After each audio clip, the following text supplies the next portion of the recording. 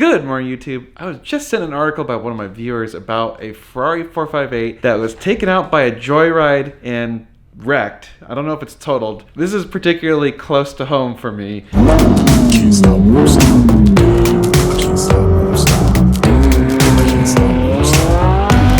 Can't stop. So are you recording all of the nefarious activities? So if you're new to my channel, my name is Dan. This is my Ferrari 458, and we do a lot of DIY stuff as well as do car reviews and other cool things, basically talking about the supercar ownership experience. The reason I found this article so interesting and so close to home is, believe it or not, a few years ago, I actually had a car of mine get taken out for a joyride and it got totaled. You can actually pinpoint the second when his heart rips in half. And now. Yes, I had an 04 Mustang Cobra that had about 750 wheel horsepower. I had just bought the car 7 days prior. The car had a coolant leak, so I took it back to the dealership I bought it from. They agreed to pay for half the coolant leak, so I needed to go get an estimate. I took it out to a shop, explicitly said, do not drive this car. They agreed that they were not going to drive the car. Everyone was in agreement. This car was not going to be driven. It was not going to leave the parking lot. And yet, 2 hours later, I get a phone call. Can you come down to our shop? Your car's been involved in an accident. What? And I was like, what do you mean it's been in an accident? How could it have been in an accident? It wasn't supposed to get driven. What did it do, fall off a lift? Someone run into it? No, we drove it to warm it up. I'm like, wait, you drove the car? We said we weren't going to drive this car. Like, well, someone drove the car and they lost control and it hit some stuff. On the way to go check out this car, we're driving along and here we approach this car up on the side of the road, a bunch of police cars, and it turns out it's my car. So we get out, I'm walking up to see my Mustang just parts strewn all over the road, all over the side of the road. So police run up to me and they're like, what are you doing here, sir? And I'm like, that's my car. And they're like, calm down. I'm like, I am calm. And they're like, I own a Mustang too. I know what you're going through. My Mustang did what Mustangs do best. It tried to take out some trees and people and whatever, but luckily no one got hurt. So even the driver of the car didn't get hurt. Yeah, the car ended up being totaled and it was a nightmare. It was an absolute nightmare. The driver of the car was immediately fired from the shop. He was not supposed to drive the car, obviously, and obviously he was taken out for a joyride and lost control, so all of that was stupid. And this is where my empathy for the situation in San Antonio gets really interesting. Is it took about 3 months of negotiations with their insurance company to finally get a settlement, and it was extremely stressful. I was very stressed out. Keep in mind, at that time, that Mustang was a lot of money for me. I was not making nearly as much money as I did later in my career. This was a big deal to have this car. I hadn't even made a payment. I hadn't even filled up with a tank of gas yet. Ultimately, after months of negotiation, they finally settled in my favor and gave me a little bit more than what I paid for the car, but they had initially offered me less than I had paid for the car. So as you can imagine, I was pretty pissed about that. We went back and forth and they weren't going to increase the price until finally I actually called a lawyer,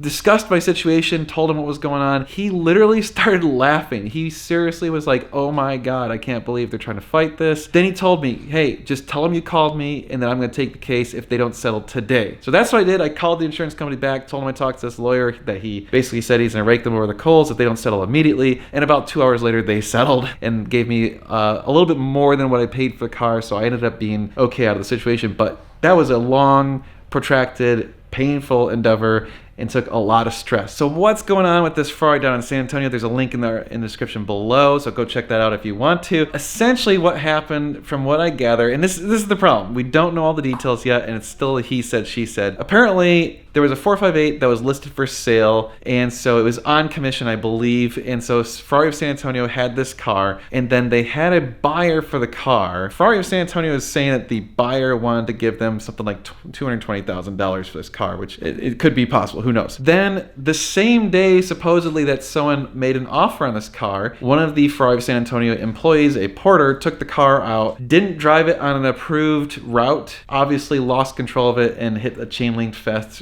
or something like that. So probably joyriding the car. I'm not saying they did. I don't know. I wasn't there. That's kind of what happened with my car. It's a pretty common thing that when you get a chance to drive in a fun car that's not yours, you might give it the beans a little bit. And of course, the other thing is a lot of these people get in these cars that haven't driven much. First thing to do is turn off traction control or turn into race mode or something like that. And obviously then you're more likely to lose control on these things, especially if it was raining or anything like that. Moses! Mo! What? Stop eating leaves. Stop it. So the car's wrecked, but here's what's crazy is the owners are filing suit saying that Ferrari of San Antonio did not acknowledge that their car was destroyed for 4 days.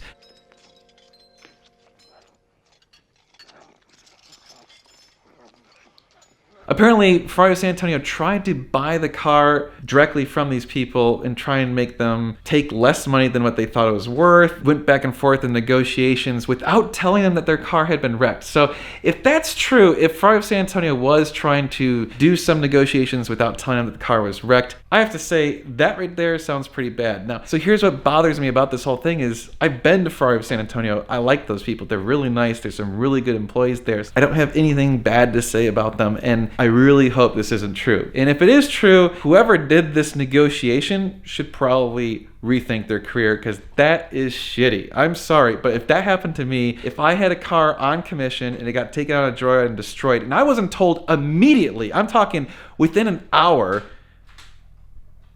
the dog, what is that dog doing? If I was not told within an hour, I would be pissed. I mean, seriously, I would be fuming pissed. That is a huge asset of mine that now is destroyed, and you're withholding that information from me. The entire part of me giving you my car for commission sale is me trusting that you're gonna take care of my car, and you clearly violated that trust. The whole thing sounds really sketchy and messed up, and who knows? I don't know this owner. I don't know who was the person responsible for selling the car or negotiating the situation or any of that sort of stuff. I will say the whole situation does not sound good for Ferrari of San Antonio. It does not sound good at all. And I'm having a hard time finding any way that it could be something where it was a misunderstanding or something like that. Like, it just, I don't know. I can't think of some reason why they would do this other than to save their own ass. That's what it totally sounds like. So, assuming that the person filing the suit is not lying, assuming they're telling the truth, and it was withheld that the car was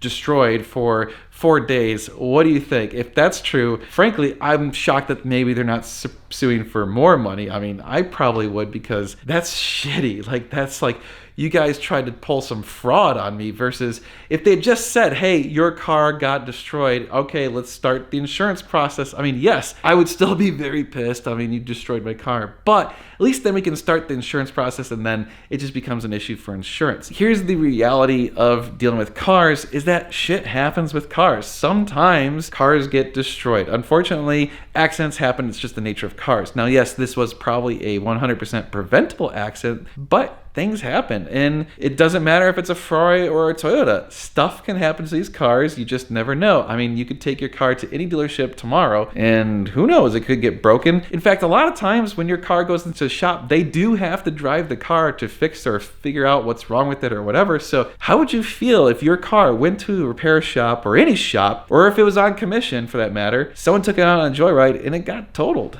or got damaged, or even just a scratch? So given that that has actually happened to me, you can imagine I empathize pretty hard with these people. Frankly, I do not blame them for wanting to file suit, and if it was me, I would probably consider doing the same thing. I mean, I came very, very close to having to file suit against the company that took my car out for a joyride, and thankfully their insurance company settled, but man, that was an absolute pain in the ass. This looks like it's gonna be a pain in the ass. I do not wish to be in the shoes of that Ferrari 458 owner. Man, you're in for a long battle. It's gonna be a pain in the dick. Batten down the hatches, man. It's gonna suck. What are you doing, Mo? What you doing? Is that a happy wag? Huh? What are you doing? Hey, you're not supposed to be jumping. No jumping. I know it's hard for you. So what about you guys? Have any of you had a story like this? Had someone take out your car for a joyride and get it wrecked or destroyed or crashed or whatever? Feel free to give your story in the comments below. If we got some good ones, it'd be kind of interesting to see what's going on and some of these horrible stories. Although I admit, if it's very emotional for you, you might not want to bring it up. I mean, every time I talk about my Mustang getting destroyed, I feel like, God, I just...